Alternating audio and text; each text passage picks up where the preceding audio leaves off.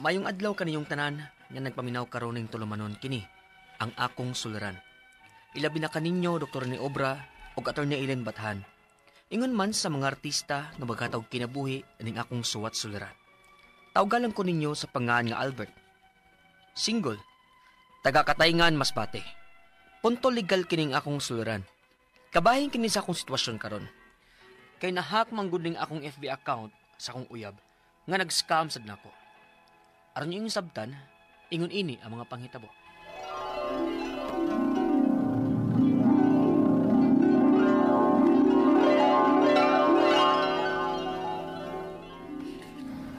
Wa may bus nga para sa among lugar, uy. Oh, kanang babae sa akong atbang nga nagkaulong dalandan. Ganina ba man siya sigtanaw na ko? Nakaila ba ka siya na ako, no? Uy, lain man og tinanawan. Mura bag naka-like ni. May maibog pa sa dinak. Katayan! Niyan ang bus para amo. Musakay na ko. Katayan! Ano na Lagpa! dapit sa bintana, dapit. Kay mayo ning linapita kay yahay. Ayun. Makaulit na dyan ko sa amo. Aray! Ha? Oo, bakante man na. Abate!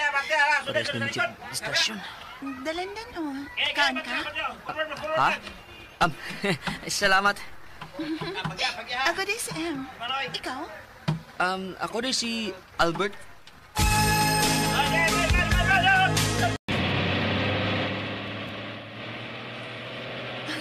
Usa di ko ka licensed civil engineer. Dugay na kong nagtrabaho sa MDC. May sakyan na naman gani kong napalit. Mo ba? O niya, nga nung nag-commute ka man ron? Dang, mamagot ko'y kauban sa biyahe kun. O di ko ganahan mag-drive nga hawa ko'y kauban sa sakyanan. Ah, Unsa di trabaho ni mo? estudyante pa ko. Maong nalang ko'y kuhaon nga ubang paper sa amo. Unsa may kurso ni mo? Criminology. Magpulis di ay ka. Unsa di mong FB name o cellphone number aron magka-chat-chat ha? Ha?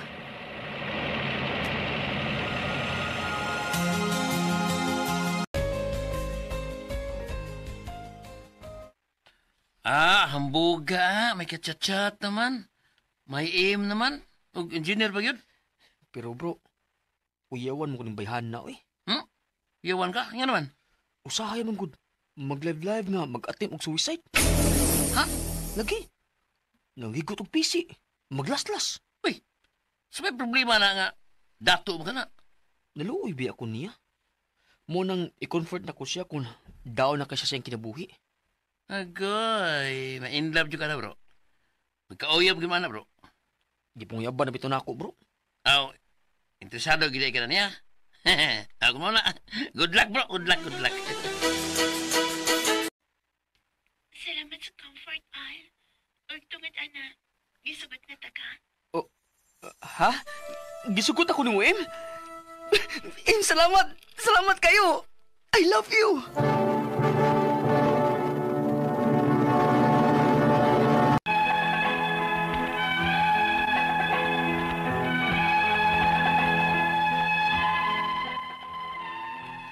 Bisang katuhuan dili ang mga gipanulti ni Em nako. Apa na-develop ko niya diyang ako'y comfort niya. Murag nalukmay ang akong gibati, nga wa na ko mag-mind kung tinuod ba ang tanan niyang gipanulti nako. Hangtod nga nagkita mi, ug napamagdusan nako siya ug nag-ipon mi. Ganahan sad siyang makaanak, kay daghan namang kuno siya napundar. May upat kuno siya kabay, may kayutaan ug kahumayan, ug may beach pa. Karang tanan wa na ko makita. Pero nipatol pagyapon ko niya, kay in love na jud ko niya. Hangtod nga ni uli mi adto sa probinsya, aron adto siya manganak. Kay online man ang akong klase, siya'y nangitang among kaabangan. Onya? Uy, unsa may nahitabo ni mo, Em? Kinahanglang ibalikan akong tanan akong properties. Ha? Ngano? Daghan ko penalty sa bangko. Sa akong trabaho. Tungod kay... Huwag ako magkatunga sa trabaho tungod aning akong pagmaptos karon. Sorry. Kinahanglan man kong mabayad sa penalties. Aron dili ko gukton sa bangko. Mga... Ibaligya ko na lang ang tanan akong napundar. May kawaman ba ta og kwarta din sa inyong probinsyal? Aron may makamit-kamit ko sa pag-process na ako sa pagbaligya sa akong mga properties. Ilisan naman niya na ako. Sige. Mamurag ang akong maestra sa una din, he. Nagpahom to kwarta. Akong suwayan.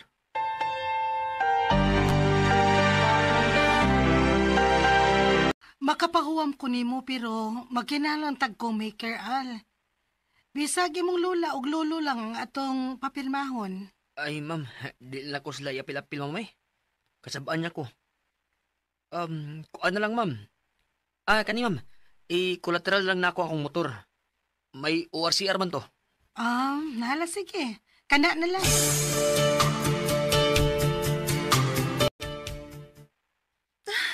Salamat. Salamat kay nakahuamit ka, Al. So, mananghid doon ako nimo nga mupauli na ako sa among probinsya.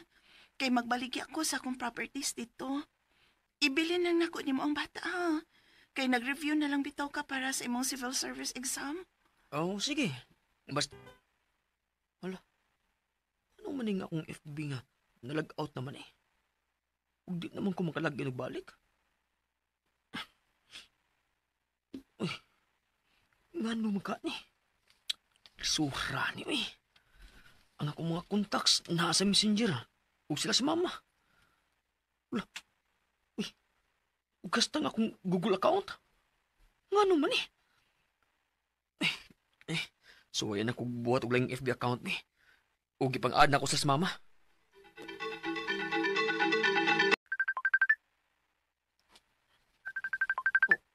Si mama. Matawag mo na yun. Hello, ma. Uy, Albert. Asa naman di ay mo si Em? Namalin di ay mo gipuyan. Lain na sad lagi ng imong account. Kabuang ninyo ni Em. Uy, dagan na di ay mo katraso og nautangan ninyo. Halos tanan na tong paryente nga FB friend nimo sa lain nimong account.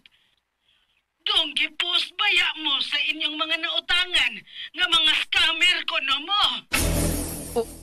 Unsa?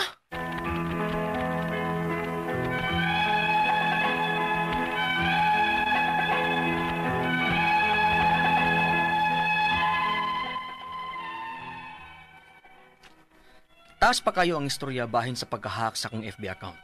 Ug akong nahibaw-an, ang ako rin kaipon ang naghimo ini. Nilayas akong kaipon da ang among anak human sa mong away.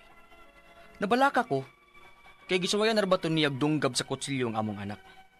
Diyang nikuha unta kog police clearance, gihold ko sa police station kay gikiha day kog staffa sa akong maestra nga akong nahuwaman og kwarta. Apan gipensahan dayon ko lang mama ug sa akong iyaan ug uyuan. Ang ako mga pangutana mo kining mosunod. Unang pangutana. Niabot og 534,000 ang kwarta nga nasen sa usa ka tawo lang ngadto sa akong kaipon. Nga gibiligyaan ko kunuhay sa sakinan nga Ford. Ako ba day ang manubag ani? Nga wa man ko'y kalibutan ani? Ug dili man sab sa akong pangana ka-send? Ikaduhang pangutana. May mga nautangan sab nga ang akong mga kaila gamit ang akong FB account. Gipost ko nila nga scammer. Qualified theft. Diin naapang akong anak sa picture. Matag post, may sobra 1K nga share og comments. Unsay angay kong buhaton ani? Sa sobra nilang pagpakauaw nako. Ikatulong pangutana. Nilayas ang akong kaipon human mag-away diyang nasayod ko sa tanan. Gidani ang among anak. Kausara ba ni ana diyang nag-away mi, iyang gihanan og kutsilyo ang bata ug magsigit pud ni siya attempt og hikog. Pwede ba nako makuha ang custody sa bata? Unsay pamaagi? Ikaupat ug katapusang pangutana. Unsaon ko sa pagukod ang akong kanhi kaipon aron siya manubag ani mga salaod nga gigamit niya ang akong pangan ug kataw o ang akong FB account. Gawa sa paw, may lain pa ba kong maduulan nga abogado nga libre karon?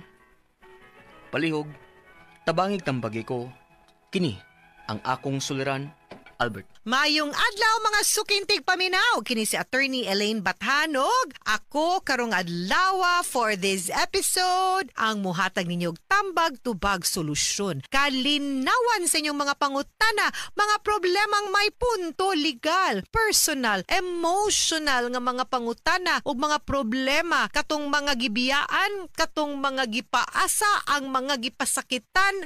Kuy, ay namog kabalaka na sa Attorney Elaine. Uy, magstorya ta nga na inyong problema bi. Ay na mo pagduha-duha. Ay na mo sige mog-talk din ha. Bangon. Isuwat ang inyong mga pangutana, hatagi mi klarong background unsay nahitabo ug ipadala sa suliran_612@yahoo.com or sa ato ang Facebook account nga kini ang Akong Suliran Official Writers Page. Pwede sad atong ipadala sa 3rd floor Jose R. Martinez Building, Osmeña Boulevard, Cebu City. Lain-lain, klase-klaseng pamaagi kung unsaon ninyo pagpadala ang inyong mga suwat o mga suliran diri namo. Ang importante, palihog lang, kompletuha ang mga detalye. Uy guys, sa katong gusto mo dagan ba, tune in good mo sa ato ang IFM, no? Nga, natay mo rang fun run karong September kay anniversary sa DYHP.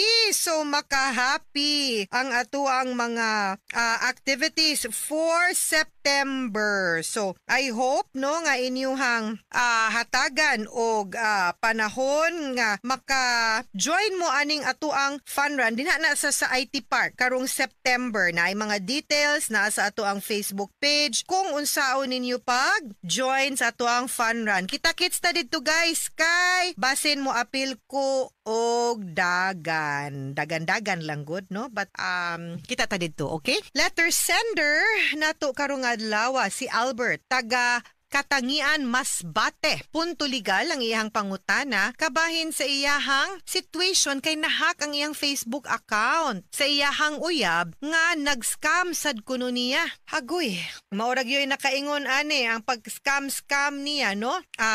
Naibog man gyud ka ani, nadarag gyud ka ani imong pag-uyab-uyab online pero mo lagi ni nahak ang imong account niya, nahibaw og ang imong nahibaw-an, no? Ang imuharang kaipon may naghimo ana unya nilayas naman tong iyahang kaipon guys, diba? Ato man tong nakuan sa drama ug sa saysay pod ni Albert, no? So medyo violente ba dito, no, ang iyahang asawa, no? Unya gikiha sad siyang estafa sa iyahang maestra kay tungod lagi nga giilad kato nakahuam og kwarta. So mao ni hagkuy kadako ni abot og 534,000 ang kwarta nga na-send sa usa ka tawo lang ngadto sa iyahang kaipon nga gibaligyaan kintahay sa sakyanan nga Ford. Siya baday kunoy manubag, siya baday kuno madubag nga wa man siya kalibutan ani og dili man sab sa iyahang pangalan nakasend. Okay. So of course dili makadipinsa man ka na una makadefend ka nga nahak ang imuhang account. Second, di man ikay ni dawat, wa may proof, wala man kay gain, no? Ang kaning mga kaso sa estafa, ang kaning pagpangawat, ang kanang intent to gain. If you did not benefit anything and there is no link or proof nga ikaw ang naka-benefit or nakadawat sa kwarta, di man ikay gipadalhan, then pwede ra gyud na nimo malutsan nga dili ikaw ang manubag og makihaan. Okay? Ikaduhang pangutana guys, may mga nautangan sad ang iyahang kunong nga iyahan, may mga nautangan sad kuno nga iyahang mga kaila gamit ang iyang Facebook account. Believe ba no? Gipost ko nila nga scammer. Gipost kuno siya nga scammer. Qualified theft, magnanakaw. Diin naa pa ang iyahang anak sa picture. Ay, matag post may sobra 1,000 nga share ug comments. Halaha, unsay angay kuno niyang buhaton. Kay grabe ilang pagpakauwaw. Okay, kana di gyud na butang talang, no, butang talang. Ikaw mismo ang nangilad, even if ikaw Albert dili sakto, dili makiangayon nga i-post kanila. The remedy nga dapat nilang buhaton mo kiha nimo ug dili mo pakauwaw nimo nimo. That is prohibited under the cybercrime law. Cyber libel ang tawag ana, posible sad ganing ma-cyberbullying og dili sad pwede no nga ipakita ang picture sa bata kay menor de edad man ni. So daghan kay silag violation under the law. Nga pwede nimo sila ma-filean og kaso maski pag tinuod samot na nga dili tinuod kay dili man ikay nangilad. Katuman ang imuhang ex ito imuhang kapuyo no, so dili. Muna ako ang gina-advise no, guys, dili gyud nato gamiton ang social media sa pagpakauwaw, panaot, pagpahungaw sa ato ang gibati wherein bati na ang ato ang masturya, dili nindot as against another person because sometimes guys no, mo border baya na siya sa pagpanaot or libel. Maski pag tinuod, the fact nga inyong gi-publicly and openly gipakauwawan, na di man siya, sakto man angay rin siya pakauwawan attorney, kay kasaman. Nangilad man, no. Your remedy is not to insult, is not to embarrass. Dili na mao ang ato ang solusyon. Naatay balaod. Mubitong naatay mga balaod. That is why we have laws to promote order. Para kung nayatakan mangganita, naatay remedyo kung unsaon nato pag-address kaning mga nanapak nato. Dili nga mubuhat pud ta og lain nga butang nga gidili pud sa balaod. Okay? So, no? So dapat dili ra pug kanila i-post kay sayop sad na ang ilahang pamasangil sa imuha. Kibaw ba sila nga kanang samot na nga kibaw sila nga na-hack ang imong account. Ikatulong pangutana, nilayas ang akong kaipon human mi mag-away dihang nasayod ko sa tanan. Gidala niya ang among anak. Kausara ba dihang nag-away mi iyang gihan-an og kutsilyo ang bata? Uy, kadelikado. Og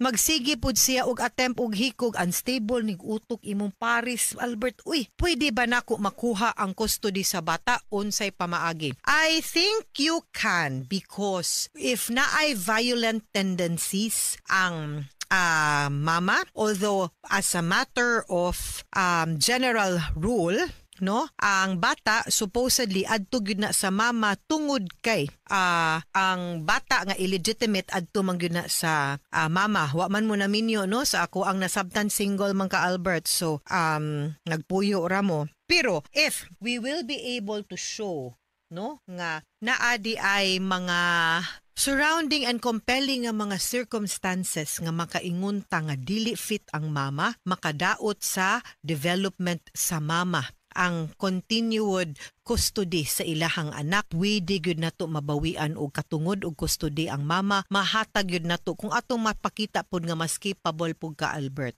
No, unya ang iyahang mga ginikanan og iyang pamilya tigulang na or wa na, no? Kay secondary pwede mangud untag lulog-lula niya, kung wala lisod pod then pwede kayo nato siya kuan og custody. Sunod og katapusan niyang pangutana, unsay pamaagi, of course, no? We'll have to go to court kay di man na siya inaana kasayon. We'll have to show nga naa siya psychological or mental health issues ug problem kay kana magsigig hatag hikog manion kag kutsilyo sa bata, murang medyo signs na siya of violence or violent tendencies, which is a mental health issue, no, or a psychological issue. So i-prove pud na nato, no? Ang korte gyud ana mo deklarar nga makuhaan og custody ang mama. Katapusang pangutana, unsaon ko paggukod ang akong kanhing kaipon aron siya manubag aning mga salaod nga gigamit niya ang ako ang pagkataw ug ang akong FB account gawas sa Public Attorney's Office. May lain pa ba kong maduulan nga abogado nga libre karon? Well, I be very honest, naapod baya kaning sa IBP nato nga legal aid, but need bang good ta mo qualify? No, of course, ang kaning mga serbisyo nga legal nga mahatag natog libre para gyud pod sa katong qualified nga mga indigent or katong mga kliyente nga wa gyud capable means to pay a lawyer, no? So if you are qualified, Albert, pader po ka mo dulog dito sa IBP, Integrated Bar of the Philippines, Cebu or Cebu City Chapter, or sa Public Attorney's Office. Mga sukintig paminaw, hinaot unta nga namoy nakutlo na pagtulunan karong adlaw.